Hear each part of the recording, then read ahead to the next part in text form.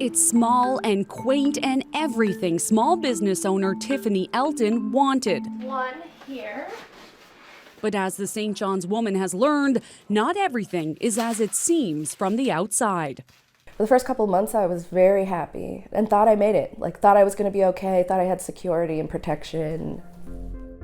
The MLS listing for 11 Summer Street caught Elton's eye during her search for a new home in the summer of 2020.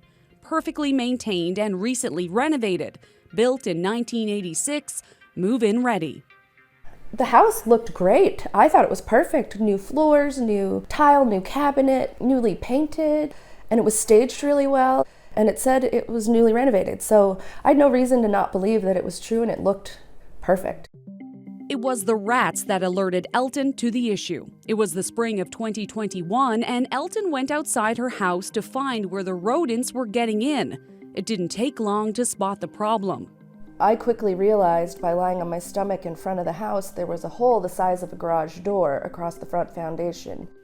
The home inspectors say there were no visible gaps underneath the front of her house at the time of the inspection, as the foundation was not accessible and could not be inspected. But it wasn't until pest control got into her attic to set traps that Elton got the biggest shock. And he said, "You have a bigger problem than just rodents up here." Charred, blackened wood all throughout the attic. A casing that once held a fluorescent light still hangs there, signaling that this wasn't always a house, and it wasn't originally built in 1986. Number 11 Summer Street was a double-car garage that had been in a fire and was converted into a home. Although people have been living here for decades, City Hall has no record of that work ever being done. A failure from the past that's carried forward to cause huge problems today. Now Tiffany Elton is left to clean up the mess. Mess in the ceiling and 3 out of 4 walls. I didn't realize buying a home was such a gamble. I didn't realize it could ruin my life. I thought, worst case scenario, I outgrow it and rent it out. Elton didn't skip a step in the home buying process. She trusted what was on the MLS listing and the property condition disclosure statement. That's including whether or not the property had an occupancy certificate. According to city records, there isn't one. That's despite the city issuing a compliance letter to Elton's lawyer. No one inspected the property after its conversion in 1986 because it was done with no permits issued and City Hall in the dark. They did the conversion and the city, nobody ever came back to give it an occupancy permit, so it's technically not a home. It was a double-car garage that had a major fire.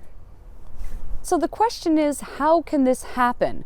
The home inspector didn't catch the burn because the previous owners wouldn't give access to the attic. The previous owners, who lived here for 10 years, tell CBC News that they did not know about the fire or that this building was actually a double garage. Elton wants accountability from the city. They've been charging property taxes and allowing this home to be sold with no occupancy permit for years. So, in my opinion, they should be the ones to come forward and say, we fooled up. This house isn't a house. It shouldn't have been sold. And here's how we intend to fix the situation. But they're not.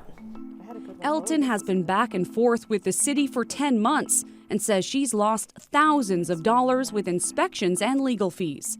The city requested a new inspection at Elton's cost to survey the fire damage. When Elton shared the findings, including that the structure doesn't appear sound, the city slapped her with fines for unrelated issues discovered during the inspection. Without the money on hand, the city put a lien on her property to pay for a structural engineer. It confirmed what she thought. Without remediation, the house will be at structural risk. I don't think I should have to default and file for bankruptcy, lose my business and lose everything because of the city's error and because the ball was dropped in this process. Elton's claim for title insurance to cover the cost was denied, but she's hopeful a new letter from the city will help her pursue that option further.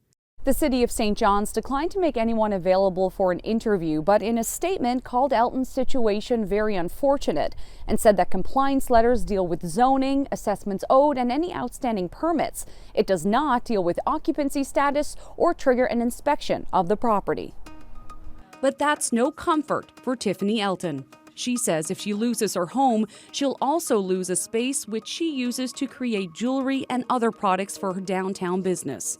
There are plenty of acts and codes and insurances to protect the banks and the realtors and the inspectors and other people in the process, but there's nothing to protect home buyers in the home buying process if something goes terribly wrong. And unfortunately, it happened to me, and it can happen to anybody. Since this all began, Elton has been kicked off her home insurance. Her health has taken a decline, and legal advice she's been given suggests her only recourse may be spending tens of thousands of dollars to go to court. Despite it all, Elton says she's not backing down. I don't want to lose everything because of the process being flawed and there being no recourse or protection for home buyers. I'm not going to lose my life over that. Ariana Kelland, CBC News, St. John's.